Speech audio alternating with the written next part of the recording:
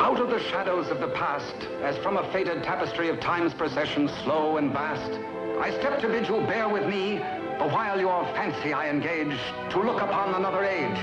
An age when on the human tide the plumid wave of chivalry rose to its summit, sweeping wide across a nation's mighty sea. France never shone a brighter power than in this high, romantic hour.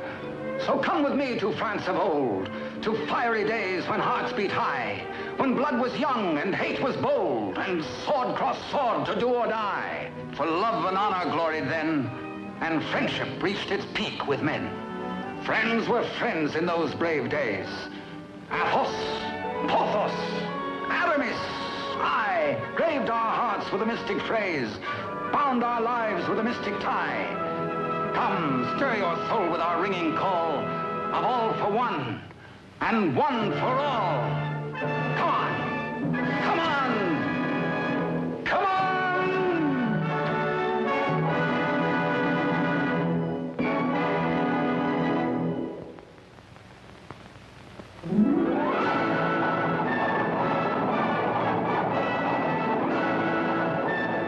It is Paris on the 15th day of September in the year of our Lord 1638. Public excitement runs high. The populace enjoy a general holiday. Impatiently, they wait for the news of an heir to the throne of France.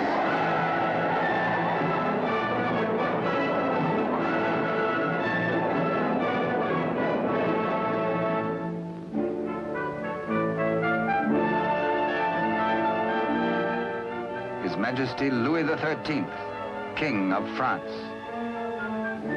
Maintaining his royal authority through the wits of others, he is himself weak and vain and lives in the oily smiles of a small circle of favorites. But the court is alive with intrigue. There are parties within parties, conspiracies beyond conspiracies, plots and counterplots.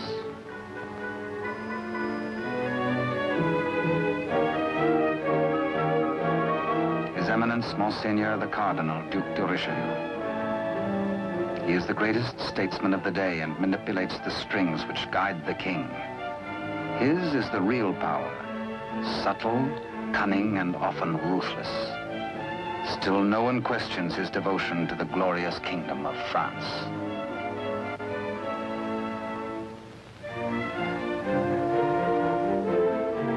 On this auspicious morning, the king pays a state visit to his queen.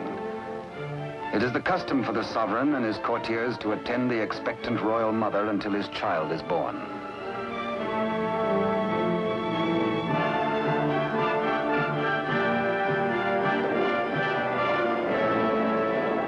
D'Artagnan, of the King's Musketeers. Relieved of his duties at court for the day, he hurries to the home of his sweetheart, Constance Bonacieux. Constance is seamstress to the Queen and is expected at the palace, so she cannot tarry long.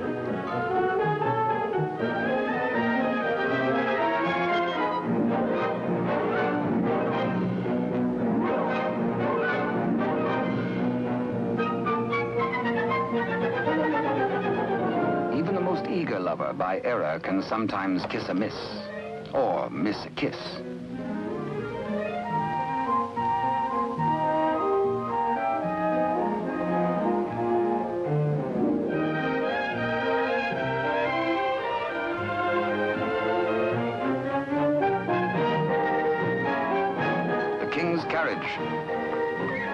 It arrives for Constance. She carries an infant's layette in a crocheted basket for the Queen. One kiss, one caress.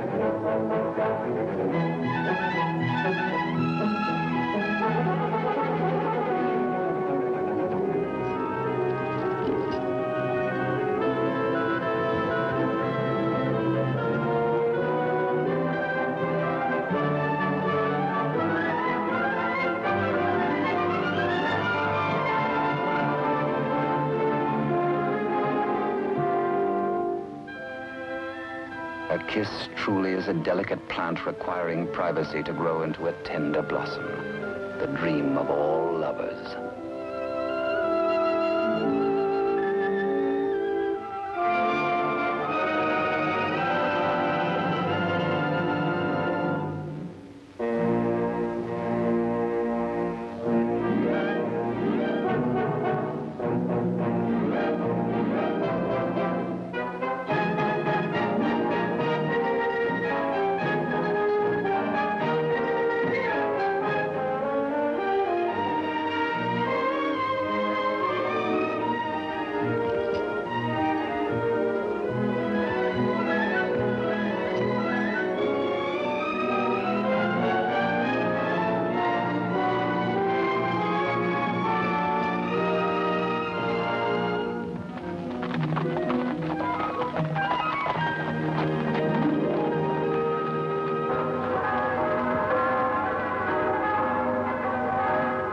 The bells of the Cathedral of Notre Dame remind D'Artagnan of his friend and fellow musketeer, Aramis.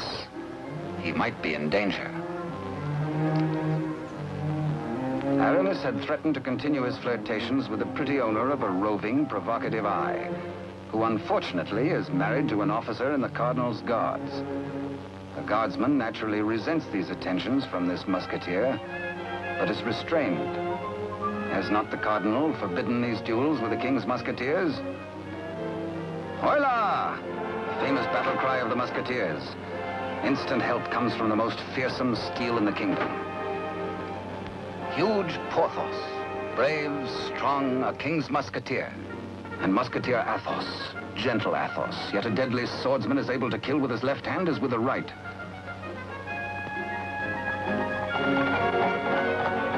D'Artagnan!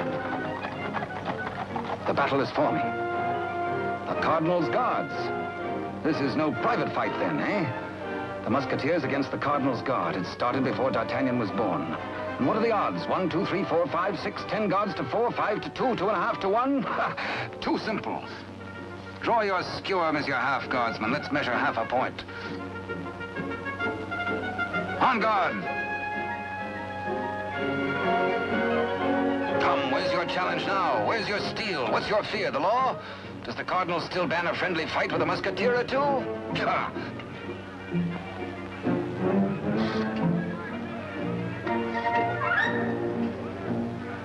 Porthos, as always, is thirsty. He has capacity. D'Artagnan, with his quicker eye, has a more bountiful drinking source.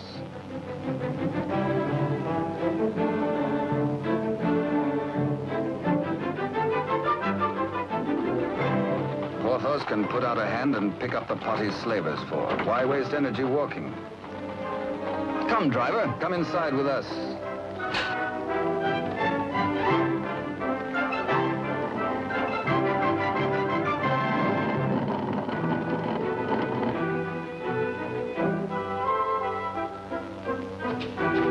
The driver swears his wagon is damaged. His master will skin him. His horse is loose. He has a terrible wife. He has trouble. Everybody is mean to him. He has to be mean too. Ha ha! Now, take your temper out on me, good friend.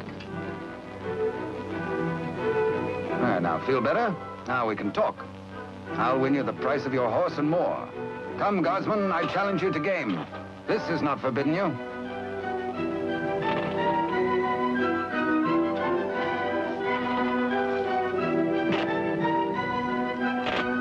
Dice are kind. Here's 20 times your price.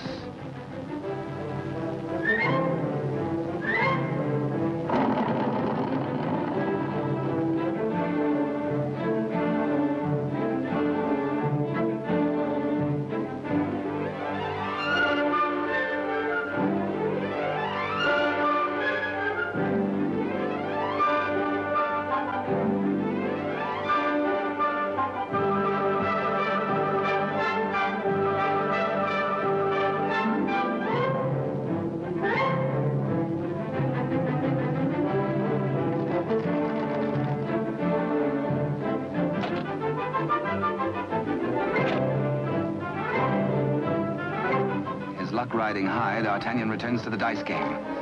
Laughing and playing a while longer, he wins hands down from a fat-headed guardsman while waiting for the late evening rendezvous with Constance. Porthos, too, has women on his mind.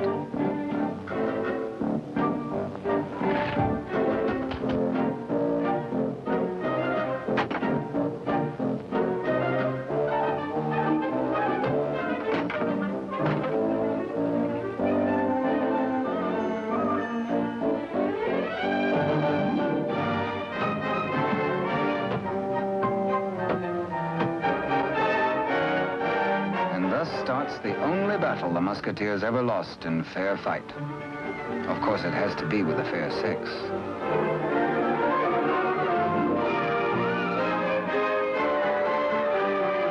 For the first time in his life, a panic-stricken Porthos screams a terrified, "Hola!" Athos hears him. Aramis springs bravely to the side of his comrades, and they flee together. But D'Artagnan hears only the pounding of a lover's heart. As the flood of battle at last sweeps close to him, he leaps to meet the foe and draws his swords. He will fight. Yes? No. Yes. No, he won't. Here, indeed, discretion is the better part of valor. Caught between the she-devils and the deep blue sea, they choose the water.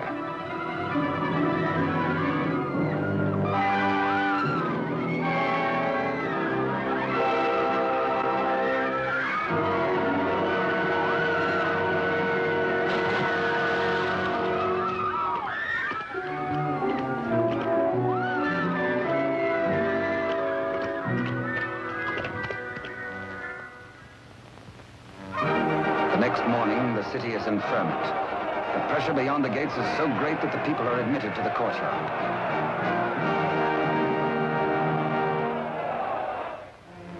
Adjoining the Queen's apartment, Constance prepares the layette.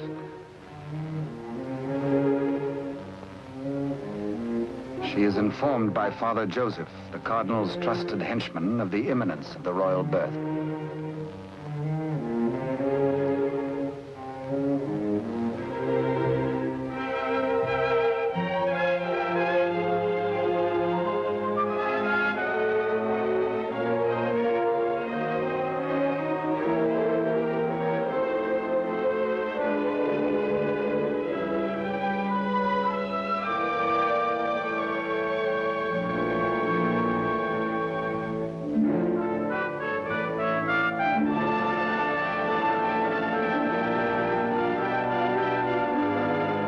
And so a prince is born to France, one day to become Louis XIV.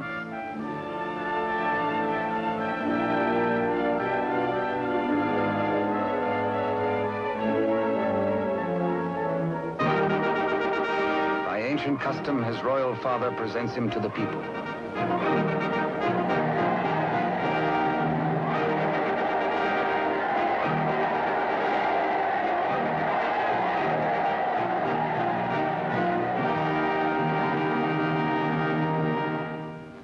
But in the Queen's bedroom, another cry is heard. One of those rare turns of destiny. And Constance is the first to warn the tired, dozing midwife.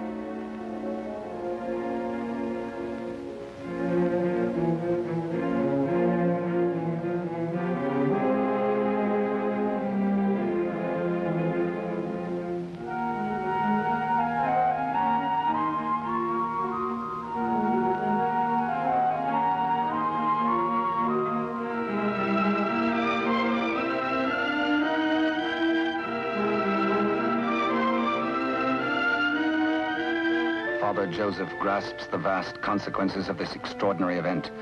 This news must be conveyed discreetly to Cardinal Richelieu before it gets abroad. He writes a message inside the wrapper of some medicine, intends it for the Cardinal's eyes alone.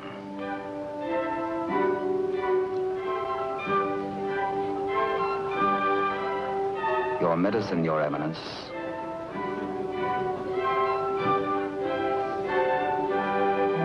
Duke de Rochefort, conniving head of the most powerful faction in court, working always in self-interest against the king and cardinal, pretending loyalty to both.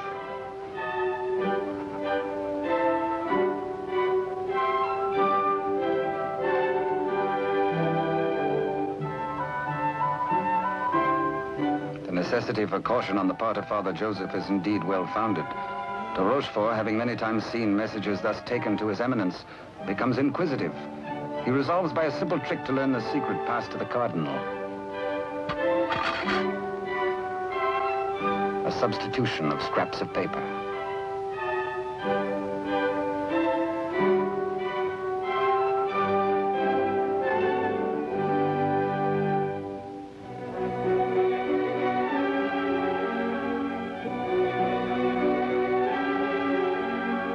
The Cardinal realizes that enemies of the regime can do irreparable damage. 2 heirs to the throne. 2 rival parties of courtiers, more quarrels, more bloodshed. Poor France, helpless, torn between 2 factions. The secret of the twins must indeed be forever guarded, if France is to have peace, and if he, the Cardinal, is to retain his power.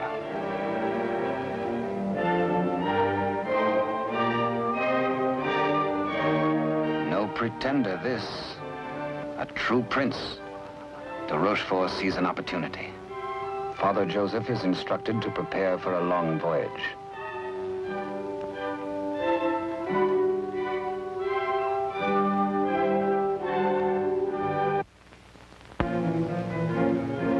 The Cardinal has a plan. He sends a page to summon de Rochefort.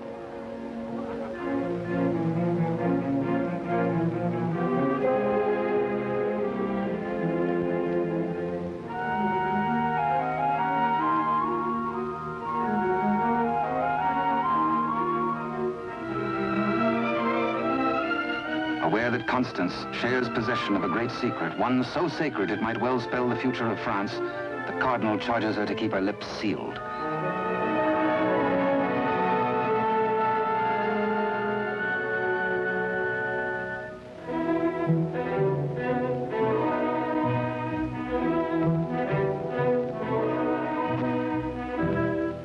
Richelieu entrusts the wily de Rochefort with Constance's safety. She must not be permitted to see anyone until further notice. The Cardinal is not at liberty to tell his reasons, but de Rochefort is making his own plans.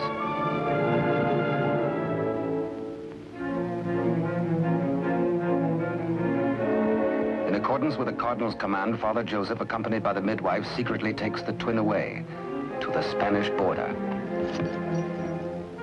The child shall be raised as a commoner with no knowledge of his royal birth.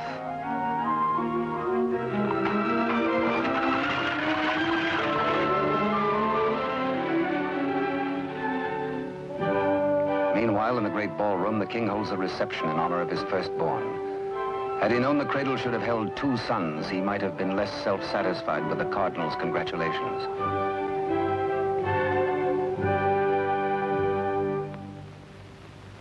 To the notorious Milady de Winter, de Rochefort comes to reveal this chance of fate. The future of France may be in their hands. He tells her he will turn Constance over to her. She is to escort Constance to the convent of Saint-Guemel. There, force her to tell the whole of the Cardinal's secret and plans. He will play one against the other, Cardinal against King, for his own ambition.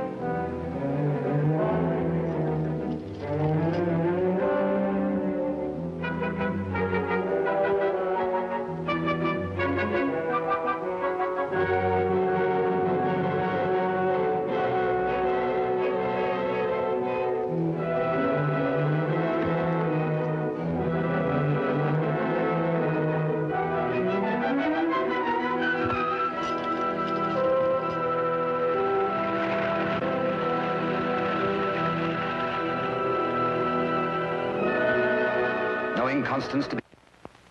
One of the chair carriers runs with the news to the Musketeers' barracks.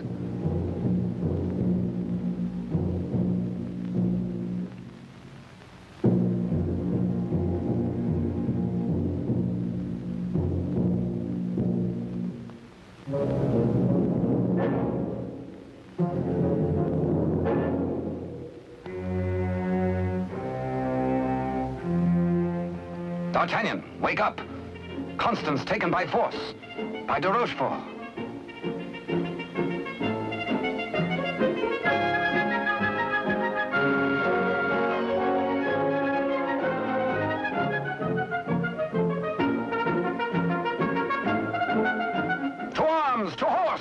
Rescue! All for one and one for all. And hang the tack.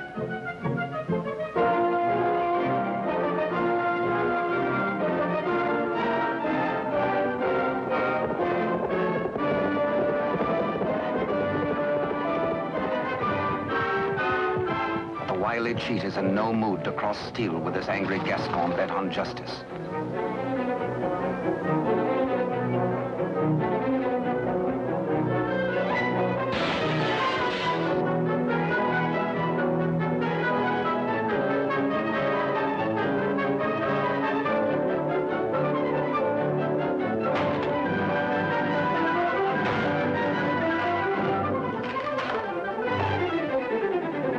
Rochefort's thugs are powerless to help.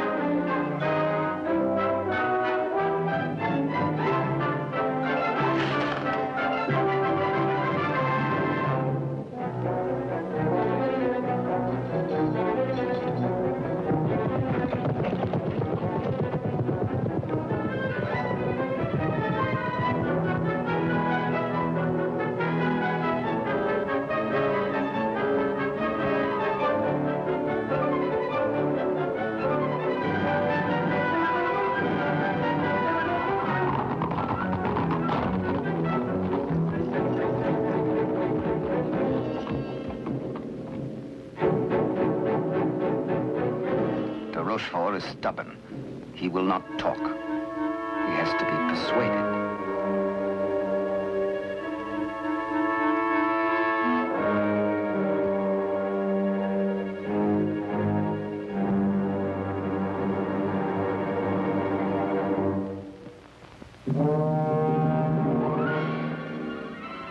The probe goes on. Where is she? Where is Constance? Talk or fall 200 feet to the bottom of the well. Talk or die.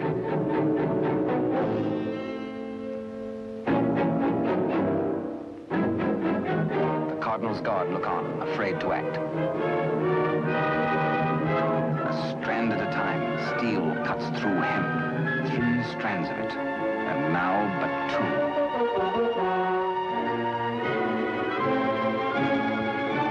Now 1. De Rochefort breaks. The convent of Saint-Guerel.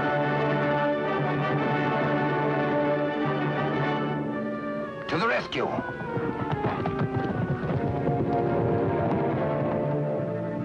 A stableman granted audience with the Cardinal tells of de Rochefort's trickery and capture and of Constance's abduction by Milady de Winter.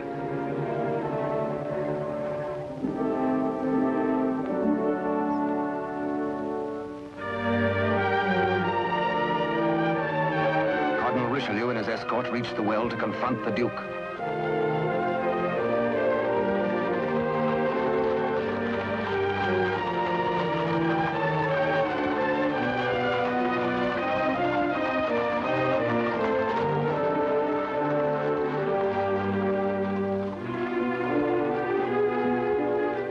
Accused, exposed, a nervous, bedraggled penitent. He confesses that he has indeed played traitor. His Eminence breaks de Rochefort, stripping him of his authority and titles, banished from both court and country forever.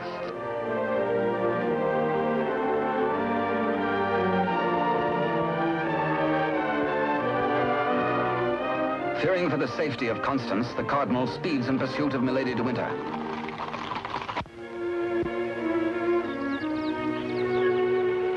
Before dawn the next morning, the convent of Saint-Guerel.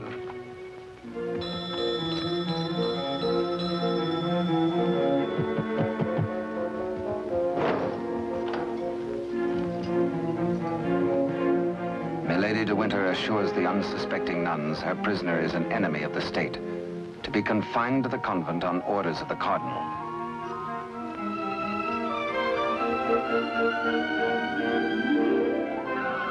The banished de Rochefort, smarting under his humiliations, lingers in Paris. All is not lost. He uses the last of his wealth in a desperate gamble and buys the services of ruffians.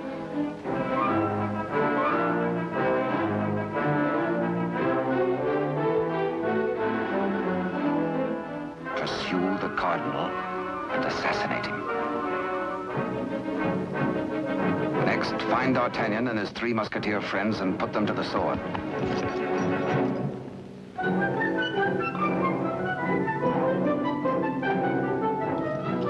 Rochefort still dreams of himself in terms of the most powerful man in France. The path to power is open if Milady de Winter secures the secret from Constance.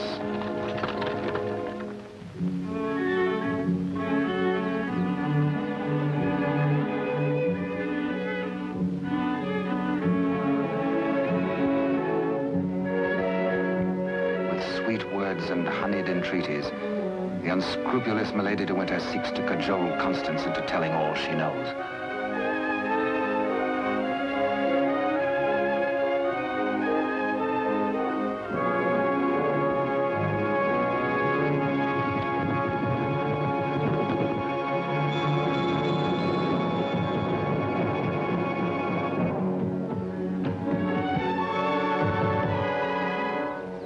No, Constance Bonacieux is not here. But he hears her voice.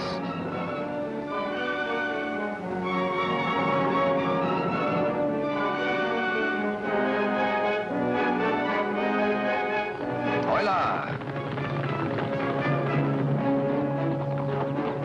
One for all and all for one.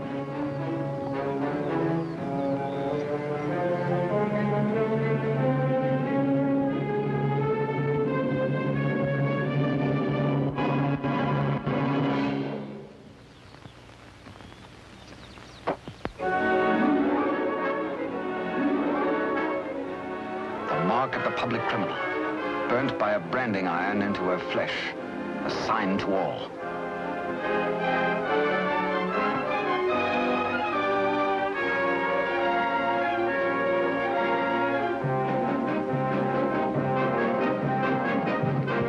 Exposed to Constance as a criminal, Milady de Winter is desperate.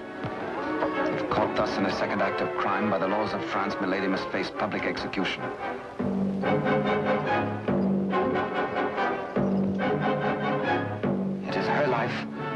Or that of Constance.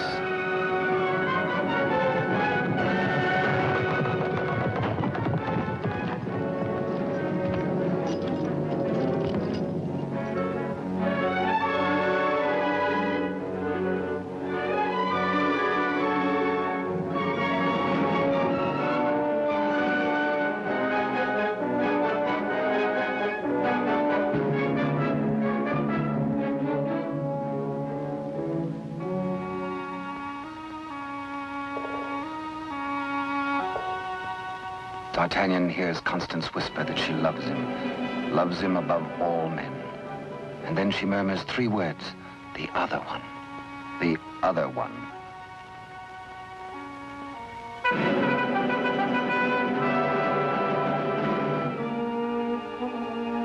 D'Artagnan strains to hear the faint pulse of her words, but Constance dies. The Musketeers take Milady de Winter to her punishment.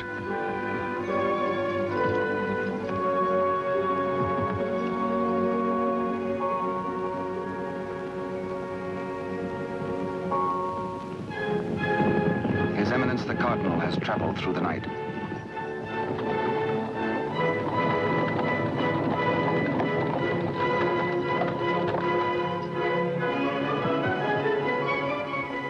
He hears the dreadful news from the Mother Superior. Constance is dead.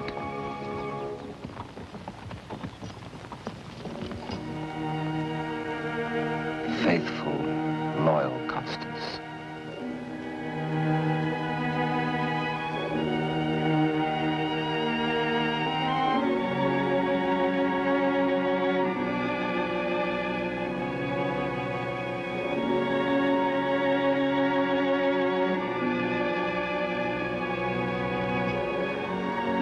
Arrest the murderess, Milady de Winter, and all in concert with her.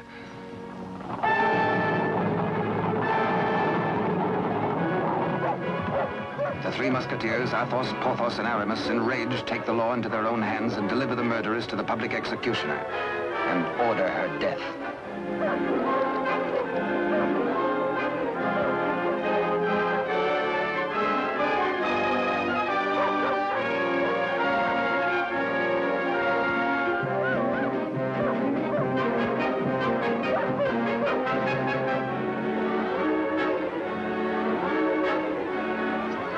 Then de Rochefort's cutthroats close in on the cardinal's troop.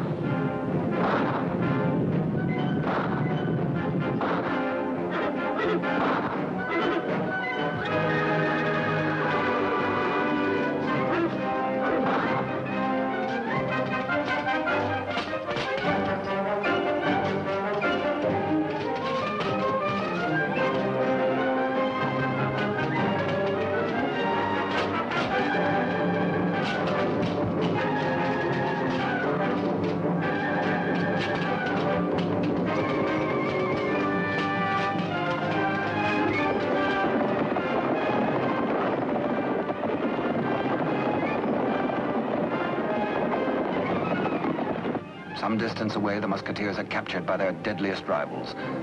The cardinal's guard formally arrest the musketeers for continuing to take the law into their own hands. Disarmed, the musketeers are set against the wall for execution.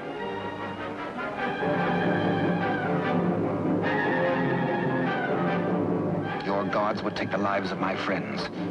Single-handed, they shall have revenge. The cardinal asks a moment to ponder. Constance dead. A murderess executed. Enough blood has been shed. Now this strife twixt musketeer and guard shall end.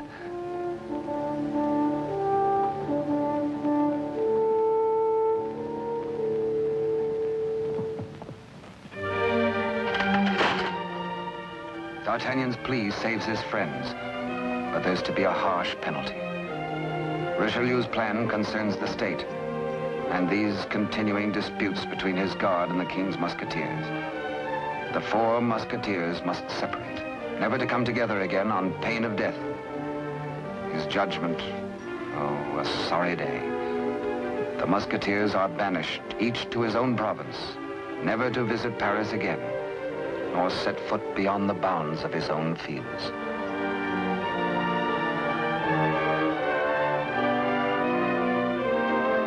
As for you, D'Artagnan, a splendid soldier, reliable, devoted too. You henceforth shall be bodyguard of the future king, beloved of France, the nation's one. At one fell swoop, all strife is done. The musketeers prepare for their banishment. Godspeed, farewell.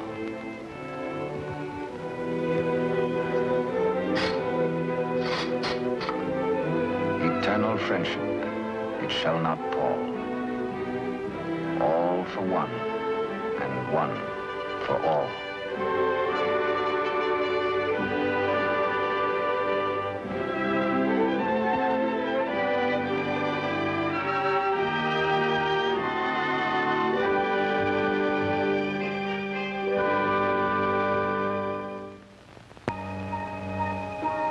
"5 years have passed.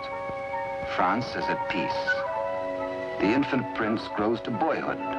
Cardinal Richelieu, driven hard by the responsibilities of high office, lives in semi-retirement. And a royal father educates his son in courtly etiquette.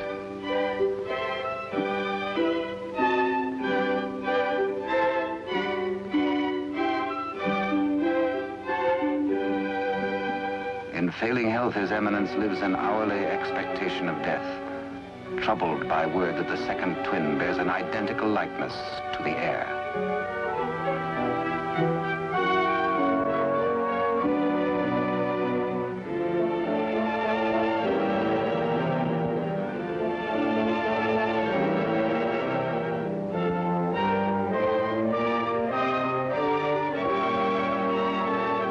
The dangers inherent are obvious and weigh heavily on the cardinal's mind. He decides he must protect the prince somehow. His Eminence provides that the rightful twin may always be identified from the other. With the aid of the court jeweler, he caused a gold doubloon to be broken. The smaller piece hangs on a chain around the throat of the infant prince. And its mate he places about the neck of Captain D'Artagnan.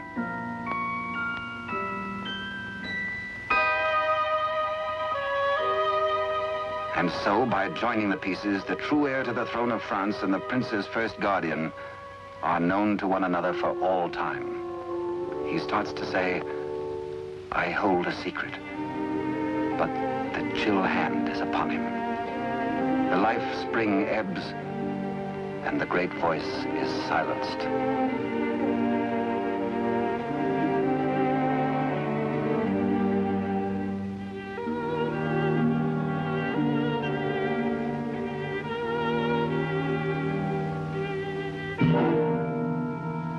A great statesman passes into history. The church loses a noble servant, and the ship of state is without its pilot. What was this secret that Richelieu and Constance shared? The other one.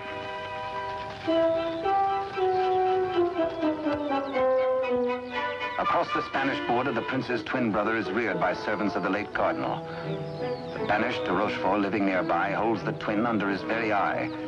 He bides his time. He has only to wait patiently for the proper day.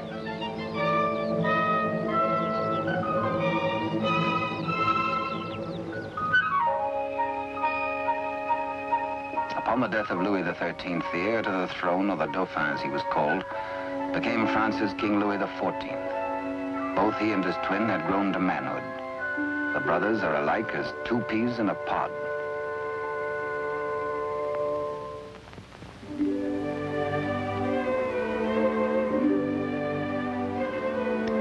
Years have passed and more since Richelieu bent his iron will to break the bonds that held us four. But Porthos, Athos, Aramis, I will ride once more.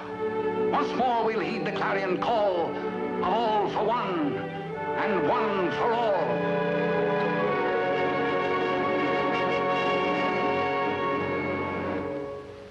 During the years, de Rochefort's connivings have brought the exiled twin under his control. Secretly, they have returned to Paris.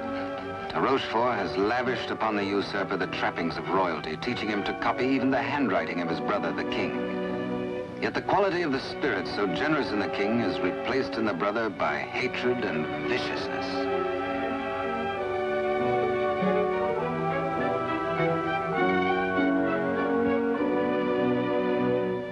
The king's valet, a de Rochefort spy, brings long-awaited news. Within the week, an older D'Artagnan, after a lifetime of loyal service, will retire and leave the court. The young king will be without a bodyguard. Every detail of their plan has gone over. The map, the sentries to overpower, the secret approach to the royal apartment, the signals.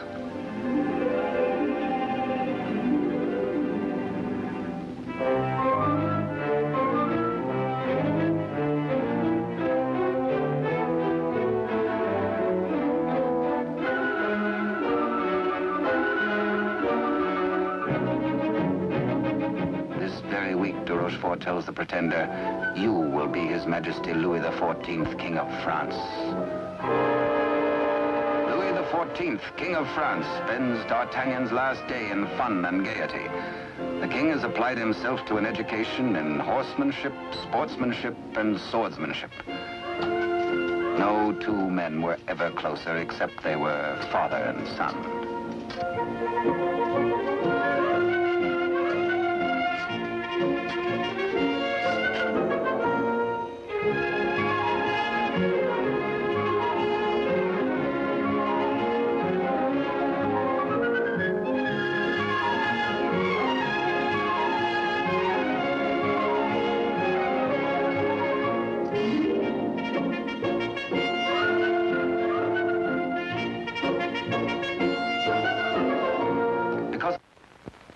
Early, D'Artagnan enters the royal bedchamber to bid the king goodbye. Tonight he feels happy. His service is done. His king is secure. The state is safe. But by some odd premonition, the coins are matched on this final night of parting.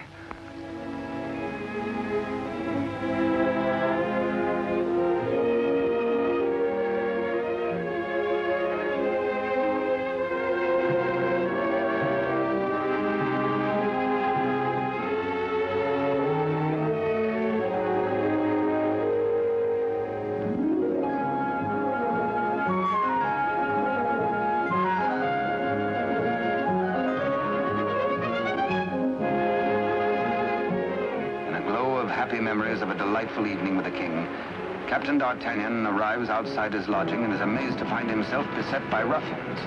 Angrily, the Gascon plans his battle. First, he deals with the dagger-man decoy, sticks him with his own blade, throws the man's cape to the edge of an open sewer, places his own cape over the decoy's body and fires his own pistol. Hey, up! On to the balcony.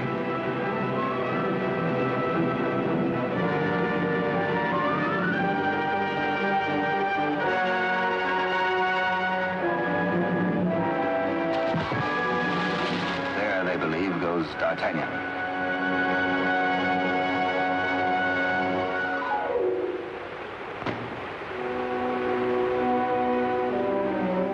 Thoughtful D'Artagnan returns to his lodging. For a peaceful man to be waylaid on a city street is something new. He had spent the evening with his king. He reflects, has the palace discipline been slackening too? Sentries were not where they should have been. His soldierly heart is disturbed for the safety of his king.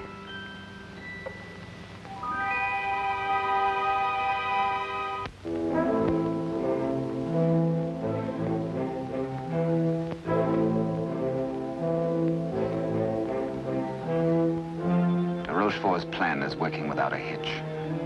Sentries at the outer gate have been overpowered. Entry is forced into the inner quadrangle. The palace is entered through a servant's postern leading to long-forgotten cellars. Success.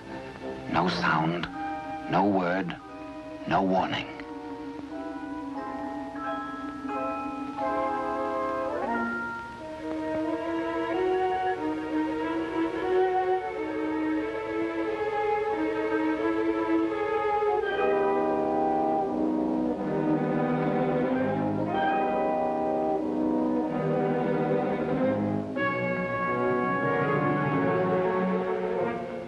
The pretender waits impatiently below for the deed which will make him king.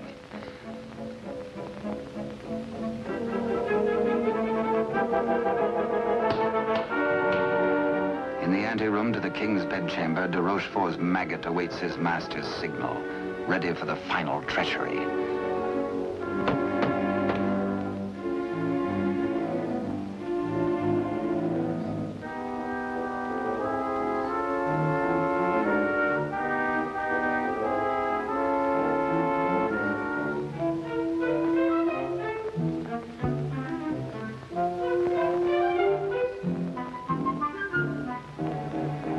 And a little after 11 o'clock on this fateful night, in one tragic moment, France loses her rightful king.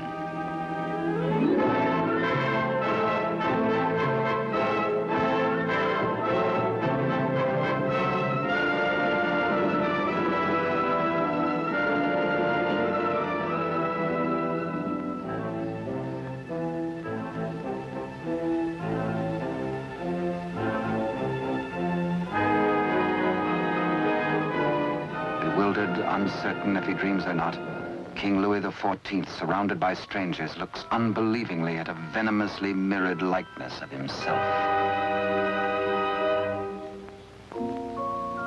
The usurper watches his royal brother with a lifetime of hate. De Rochefort's plans have been cleverly checked and double-checked. He means to hold the true king a prisoner as a threat over the head of the usurper should he rebel against his commands. At de Rochefort's order, his cohorts strip the king of his night attire and in exchange dress him in the usurper's clothes.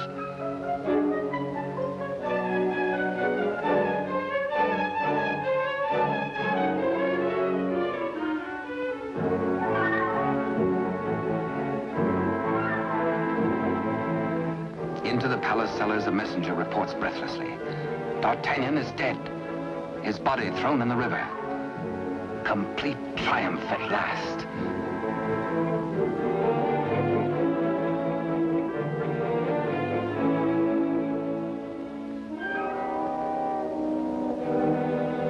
An iron mask, an invention of the devil.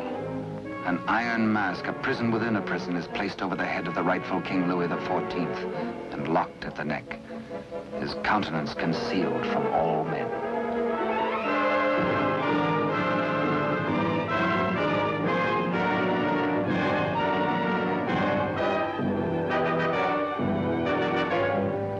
king is led away.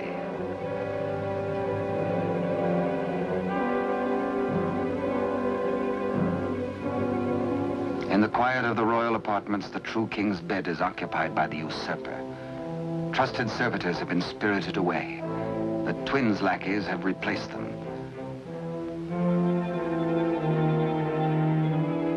De Rochefort's plan is complete. Poor France. Ruled by a youth driven near to lunacy by a solitary childhood, by de Rochefort's lies, by his own poisoned dreams. Truly a madman.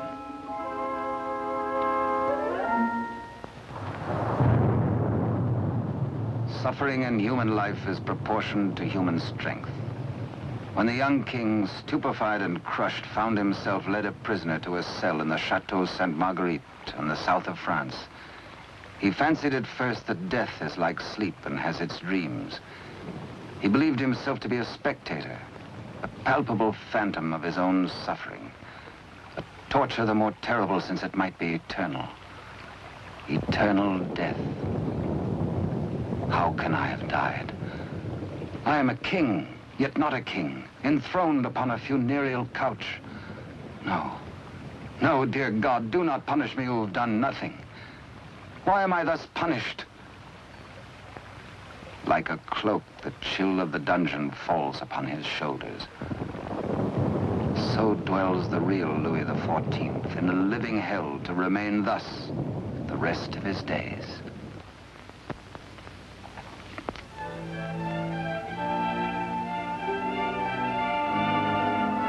The Queen Mother, always restricted, prevented from seeing her son, determines finally to pay him a visit.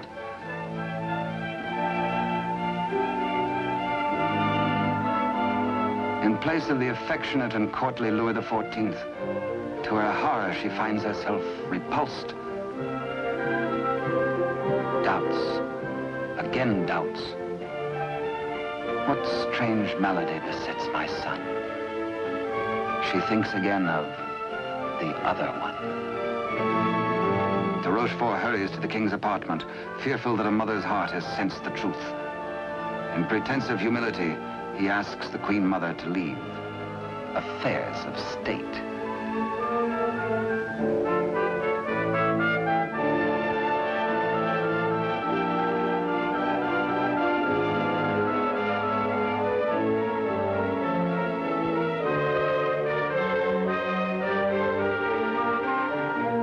De Rochefort is determined. This shall not happen again, and whispers death.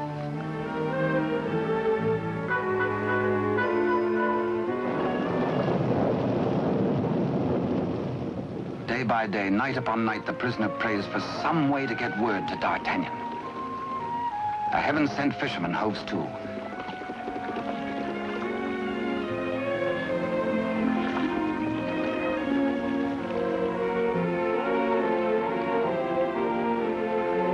He finishes scratching a message into pewter, and as all good prayers must be, his prayer is answered.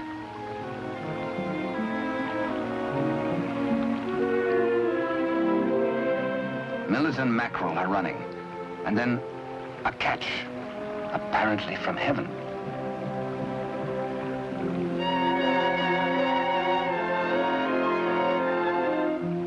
The fisherman reads the name of D'Artagnan, the idol of the nation. A written word, a beloved name, an urgent message. He, a patriot, needs no urging.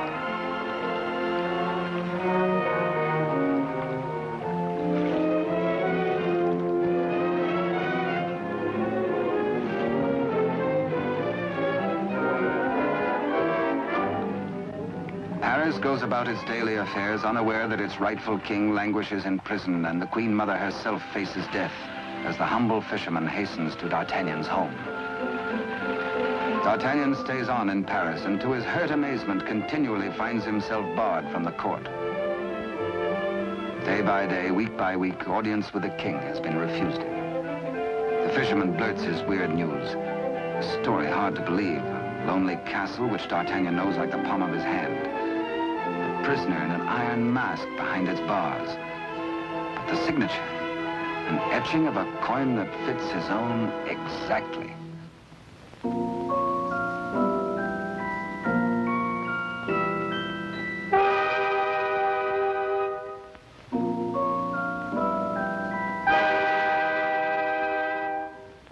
Come, friend, eat and drink. There is business at last for me at the palace.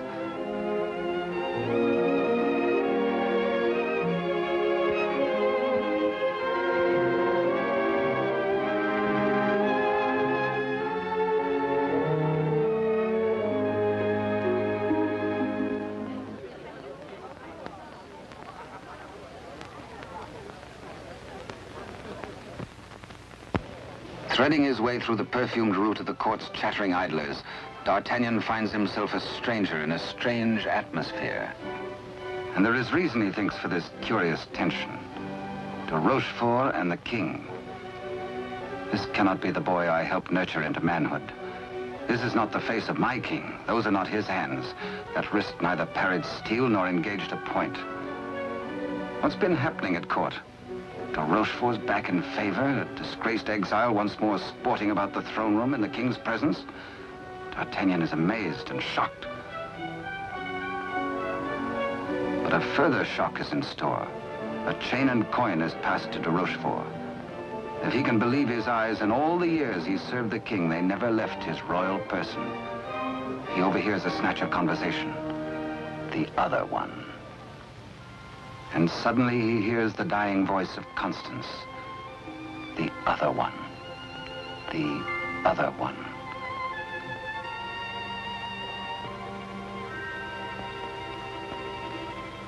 What did she mean? A message signed by the royal coin. A king, not a king. And a court alive with known traitors. D'Artagnan smells a rat. But a rat has seen him and gives warning. The palace guards are alerted, and all exits barred.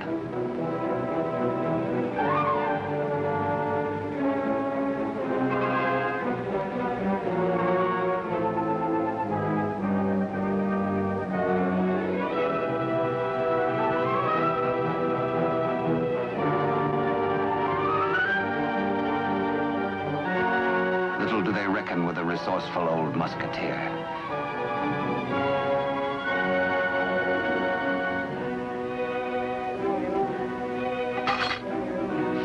D'Artagnan orders a king's loyal troop to be hurried to meet him at the Chateau Sainte-Marguerite. Couriers are to be dispatched to his old friends, the three musketeers, Athos, Porthos, and Aramis. To arms, musketeers! Your king has need of you. One for all, and all for one. The jig is up.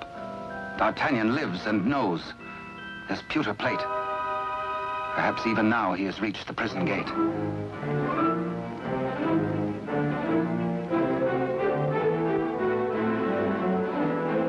De Rochefort cannot believe his future lies in a common plate.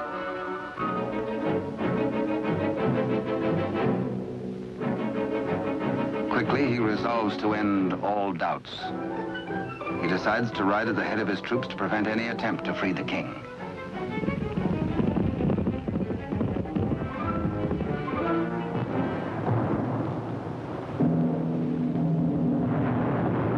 The puzzled D'Artagnan has reached the Chateau Sainte-Marguerite, certain that his comrades will join him. Under cover of the raging storm, he rose to the grotto beneath the castle. Many a time as a young officer, he had patrolled this grotto passage. It led, he knew, to the arsenal. Beyond that, the armory. Then the main hall and staircase to the tower itself. Up there is the man in the iron mask, the writer of the message.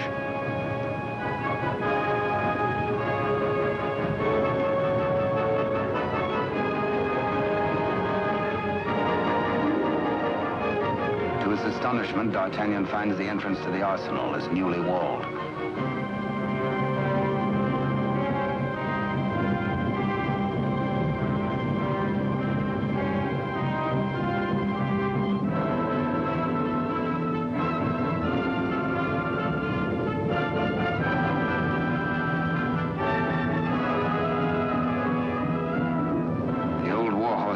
prepared to hazard it alone if necessary.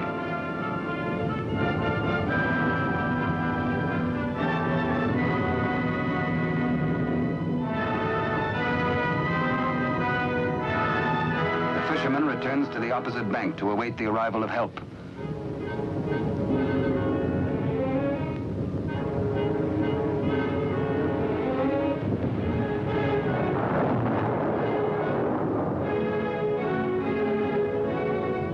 Athos, a few years older, a little more grizzled, the same brave companion as of old, ready and willing for any gambit.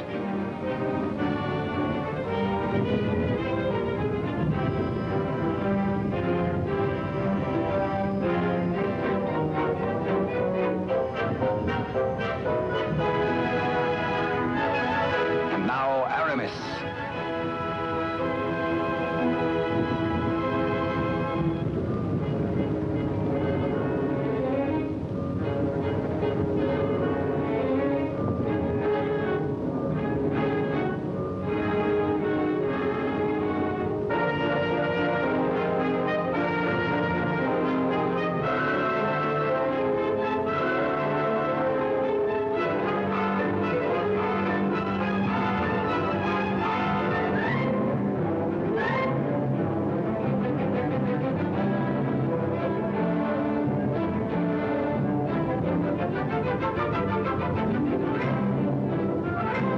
Now two of the valiant comrades have arrived. No time to wait for old Porthos, no time for explanations. There's a job to be done. Forward!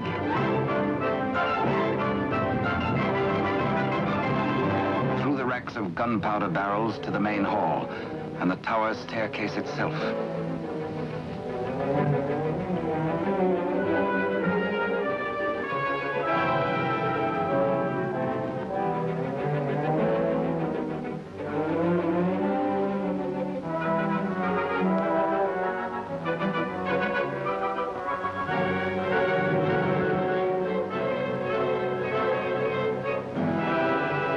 Where's the prisoner? Before your gullet tastes this edge, you bloated villain.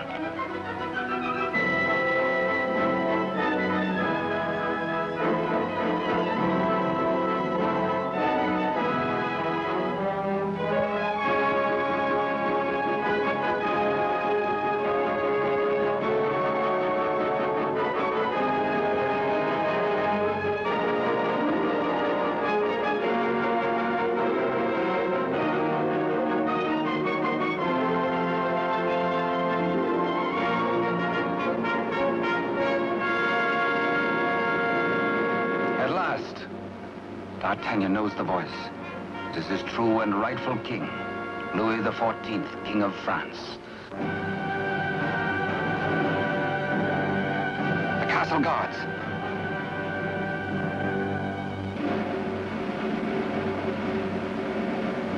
The challenge is met. Hola! The musketeers fight together again.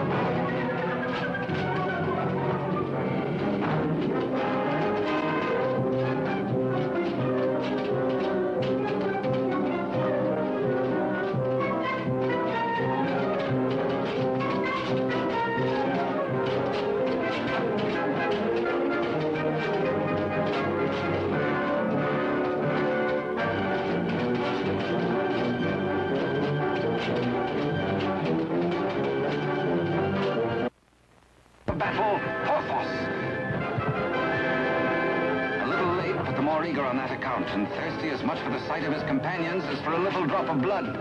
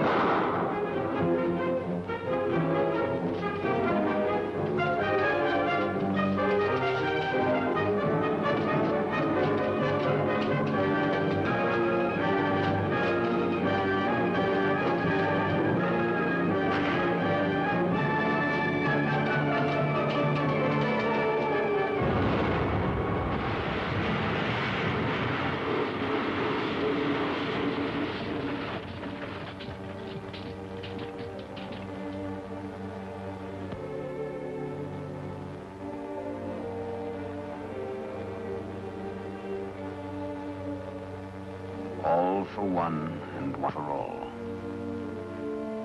Be certain, cherished friends, that I shall wait for you. What good times we had together, eh?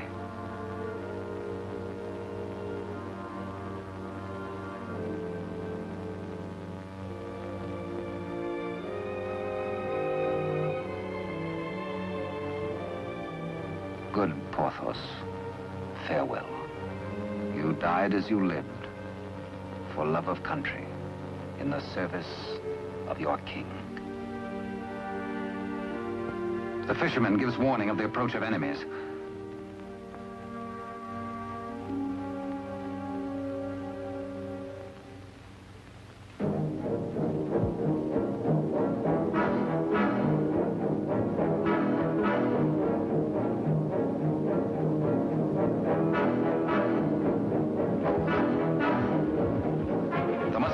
Surround the king and gallop off to Paris. De Rochefort rides hard in a last effort to keep his house from crumbling.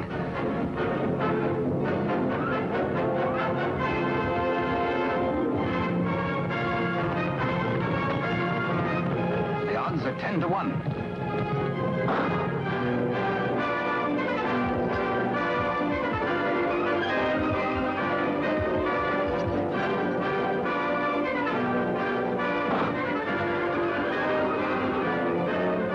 Your Majesty. On to Paris. Farewell, gallant Aramis. A traitor's bullet struck you down. Meanwhile, Athos crosses swords with de Rochefort.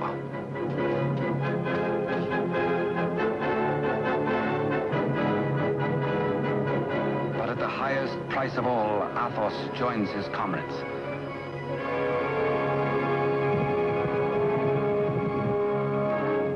Without knowing his own peril, the half-wit, half-king entertains his royal mother at a palace luncheon.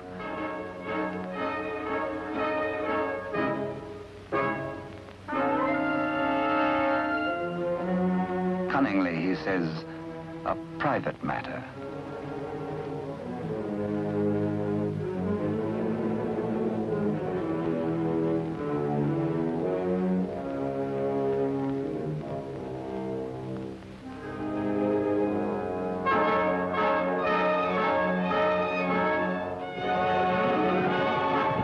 Troops from the palace, friends or foe? Friends. D'Artagnan breathes relief. The king is safe. God save the king!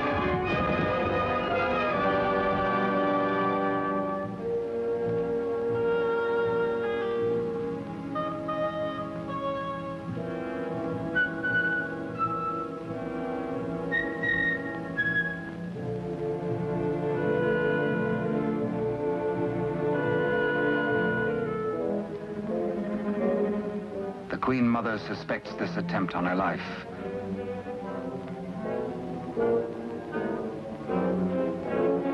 The witch's brew, a subtle poison already responsible for many an agonizing death. Raise your glass, madam. Drink to your king, to your country and its illustrious people. Come, I give you France. Dare she refuse? It is the edict of her son, the king.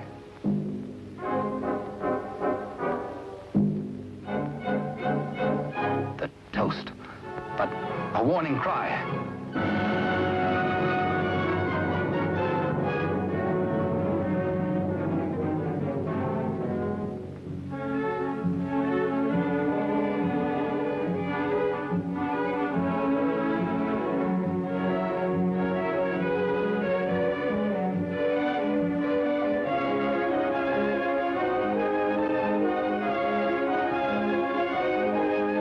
The usurper finally gets his rightful crown. De Rochefort's own damnable invention, the Iron Mask.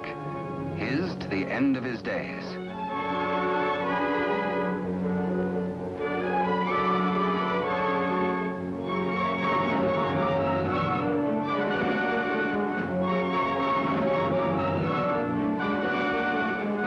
As D'Artagnan pours away the poisoned wine, the usurper takes swift, bitter revenge.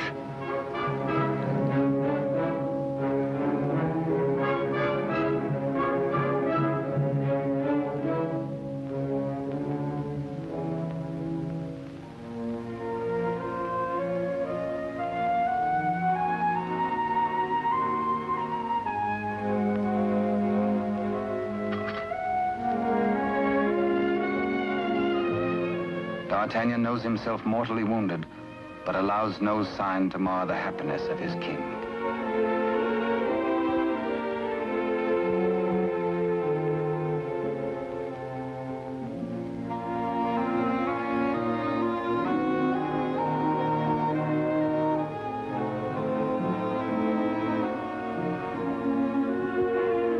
Blood, the weapon of the murderer, with crimson evidence on the blade.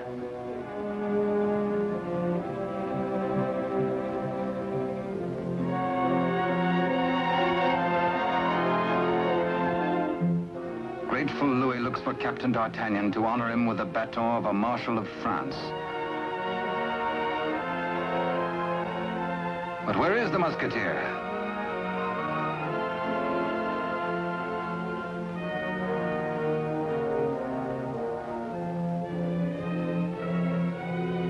The court resounds with the king's commands and his cry to find his friend and mentor. What a man may think when he knows of the approach of death is secret between himself and his maker. Perhaps the gallant Musketeer thinks most of his lost love, Constance, and of all the tender, lonely years kept warm by her memory. He dies in hope of faith that she might welcome him, that once again they might be one. How can they die, these bright ones? How may such energy, once released, be prisoned by earth or stone or grave?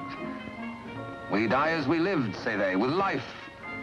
And with life, how can there be death? Only remember us. Only open a little book and we shall always be with you. To ride a fine horse or to cross a sharp blade or carouse with a barrel or dally with a maid. Come one, come all.